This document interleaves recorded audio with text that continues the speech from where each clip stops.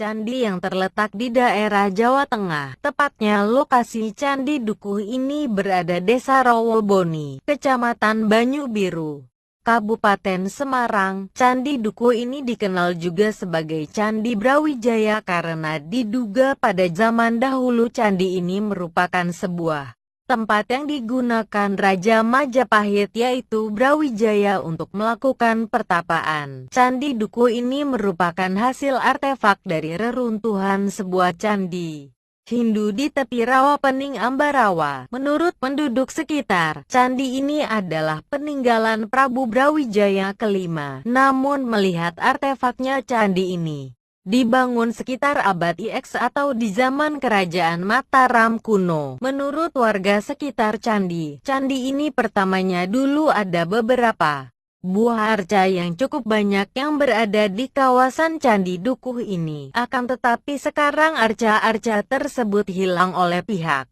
yang tidak bertanggung jawab. Pada saat ini keberadaan candi ini di bawah pengawasan Balai Pelestarian Peninggalan Purbakala Jawa Tengah dan terdapat pos penjagaan beserta juru kunci yang bertugas memelihara candi dan juga memberi penjelasan kepada wisatawan atau pengunjung yang